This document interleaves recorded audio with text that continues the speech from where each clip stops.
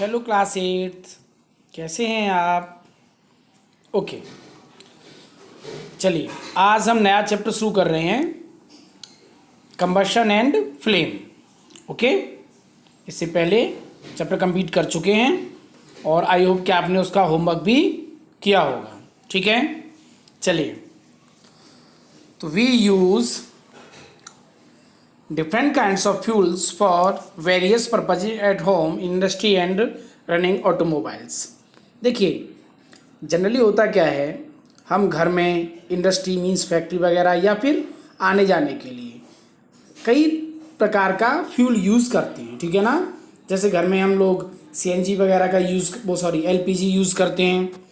Industry में हम diesel, ठीक है, और रनिंग ऑटोमोबाइल्स मीन्स कार वगैरह के लिए पेट्रोल, डीजल, सीएनजी इनका यूज़ करते हैं। ठीक है,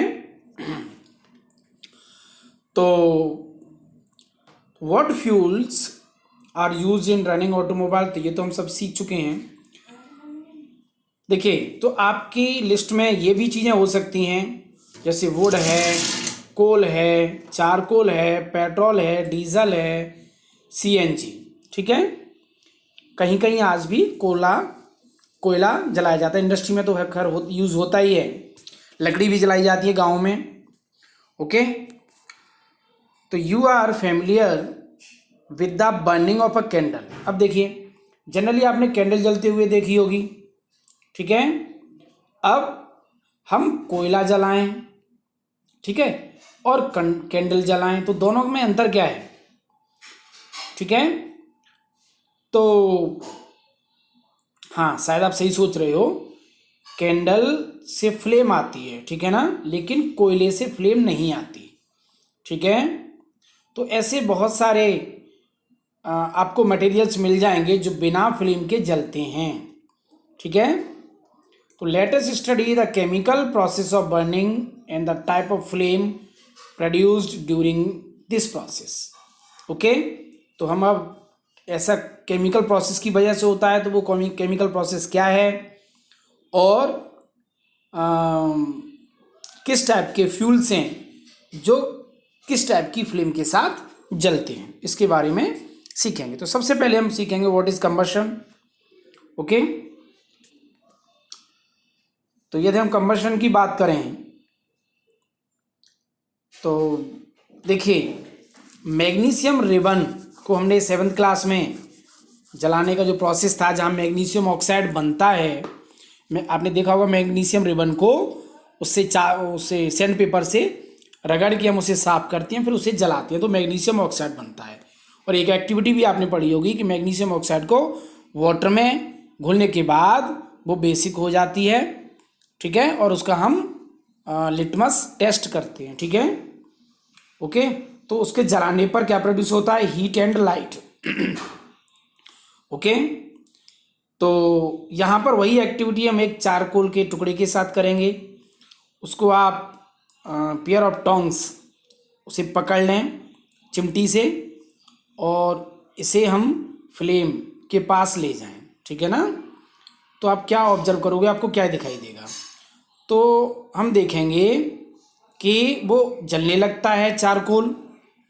ओके, तो अब चारकोल है क्या? कि कोयला है। ठीक है, तो क्या क्या प्रोड्यूस होगा? CO2, heat and light. उसको जलाने पर CO2 गैस निकलेगी, हीट निकलेगी और लाइट निकलेगी। ठीक है, देखिए इस तरीके से यहाँ डायग्राम में आपको दिखाया गया है। ओके, ठीक है, तो a chemical process in which a substance reacts with oxygen to give off heat is called combustion. ये कंबशन की डेफिनेशन है। ये केमिकल प्रोसेस होता है जिसमें कोई सब्सटेंस को जब हम ऑक्सीजन के साथ रिएक्ट कराते हैं, जलाने में हमेशा याद रखिए कि जलाने का मतलब है कि ऑक्सीजन के साथ रिएक्शन, तब हीट निकलती है और यही कंबशन कहलाता है। ठीक है, और जिन सब्सटेंसेस का कंबशन होता है, ठीक है, उनको हम कंबस्टिबल सब्सटेंस कहते हैं। ठीक है, इनको हम फ्यूल भी कहेंगे। ओके। लेकिन अब ये फ्यूल है वो सॉलिड भी हो सकता है, लिक्विड भी हो सकता है और गैस भी हो सकती है, ठीक है। Sometimes light is also given of, कभी कभी लाइट भी मिलती है कंबसन में, ठीक है। तो या तो फिल्म के साथ या फिर एक ग्लो, चमक होती है, ओके। तो in the reactions mentioned above magnesium and charcoal are combustible substances. तो हमने देखा कि पीछे मैग्नीशियम और चारकोल को हमने बर्न किया था, तो ये दोनों ही हीट लाइट देते हैं, तो ये दोनों ही कंबस्टिबल सब्सटेंसेस हैं, ओके। चलिए देखिए यहाँ पर है कि we are told that food is a fuel for our body, हमारी बॉडी के लिए क्या खाना फ्यूल है। तो हाँ, एक एक्टिविटी ये भी है कि कुछ चीज़ें कलेक्ट की हैं, ठीक है, कुछ चीज़ें कलेक्ट की हैं, वुड है, पेपर है, आयरन रील्स है, केरोसिन ऑयल है, स्टोन पीसेस हैं, स्ट्रॉ है, चारकोल है, मैच स्टिक है, ग्लास है, ठीक है। तो हमें ये बताना है कि इनमें से कौन से कंबस्टिबल हैं, कौन से नॉन कंबस्टिबल हैं। तो आप आसानी से बता सकते हो, ठीक है। तो ये टेबल फिल करने की कोशिश करना, ठीक है। चलिए अब let us investigate conditions under which combustion take place. अब वो कौन सी कंडीशन है जब कंबसन रिएक्शन होती है, ओके। तो यहाँ पर एक एक्टिविटी है, ये बहुत इंपॉर्टेंट एक्टिविटी है कि यहाँ पर 3 कैंडल्स हैं और तीनों ही कैंडल्स के ऊपर जार लगाए गए हैं। और ये जार किस तरीके से लगाए गए हैं कि देखिए, पहले वाले इस जार में नीचे से थोड़ा ओपन रखा गया है जिससे एयर इसमें जा सकती है, ठीक है।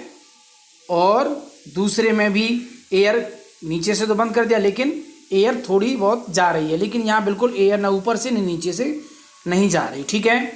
तो हम देखेंगे कि यहाँ कैंडल बहुत अच्छे से जलती है, यहाँ कैंडल फ्लिक करती हुई और उसमें से धुआं निकलता है। और यहाँ पर देखोगे तीसरे वाले में और बिल्कुल ही ये बुझ जाती है क्योंकि उसे एयर या ऑक्सीजन नहीं मिल पा रही। तो इसका मतलब हमें बहुत अच्छे से समझ में आया कि कंबशन रिएक्शन के लिए और ऑक्सीजन या एयर का होना बहुत ज़रूरी है, ओके। तो we find that for combustion air is necessary, the candle burns freely in case a, पहले केस में आसानी से जलती है, ठीक है, जब नीचे से उसमें एयर पहुंचती है। लेकिन केस बी में जब air does not enter the chimney from below, नीचे से नहीं पहुंचती, the flame flix and produces smoke, उसमें धुआं निकलता है। लेकिन सी में वो फाइनली बिल्कुल ऑफ हो जाती है, ठीक है। बात समझ में आई आपको? तो आपको बहुत अच्छे से समझ में आया होगा कि एयर बहुत ज़रूरी है कंबशन के लिए, ठीक है। चलिए देखिए, यहाँ पर ये क्वेश्चन है कि we have read that the sun produce its own heat and light, it is also kind of combustion, कि सन से भी हमें हीट और लाइट मिलती है, क्या वहाँ भी कंबशन एक प्रकार का कंबशन है। तो सन में होता क्या है, सन में न्यूक्लियर रिएक्शंस होती हैं और इन्हीं की वजह से हीट और लाइट निकलती है। इसके बारे में हम हायर क्लासेस में पढ़ेंगे, ठीक है। एक एक्टिविटी ये भी है कि place a piece of burning board और charcoal on an iron plate, और तवे पे रख लें जलती हुई लकड़ी का टुकड़ा और इसको ग्लास जार से बंद कर दें, ठीक है। और क्या होता है, क्या चारकोल जलता रहेगा, ओके। तो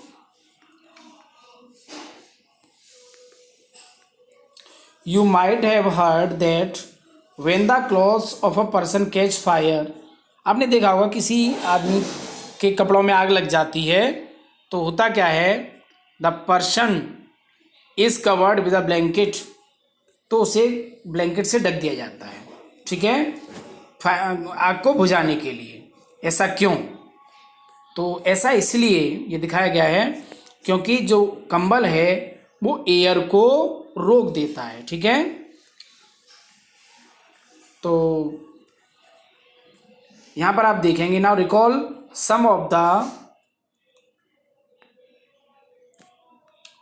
now recall some of your experiences. Does a match stick burns by itself? How does it burn? क्या मैच स्टिक अपने आप जलने लगती है? ओके, तो पीस ऑफ पेपर को हम जलाएं, उसको भी आपने जलाया होगा कभी ना कभी, ठीक है। तो इस जब मैच जलती हुई मैच स्टिक ले जाती हैं तो ये जलने लगती है, ठीक है। तो क्या इस तरीके से एक ही माचिस की तीली से आप लकड़ी को जला सकते हो? कोई मोटी लकड़ी को तो जला सकते हो।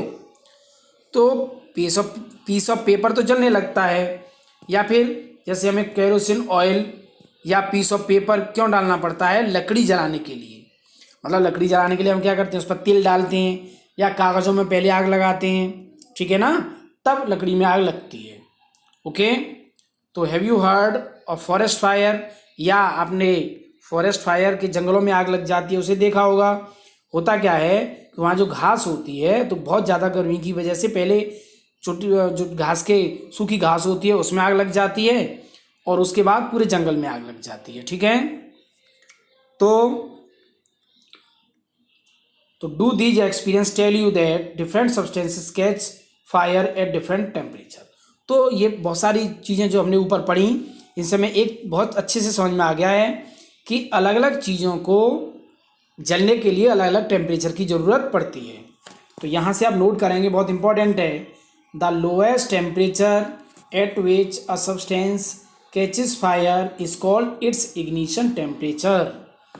तो ये क्या कहलाता है? इग्निशन। तो किसी भी सब्सटेंस को जलने के लिए जो लोएस्ट टेम्परेचर चाहिए वो क्या है? उसका इग्निशन टेम्परेचर। तो इस तरीके से इग्निशन टेम्परेचर की डेफिनेशन आप यहाँ से नोट कर सकते हो, ठीक है। Okay, can you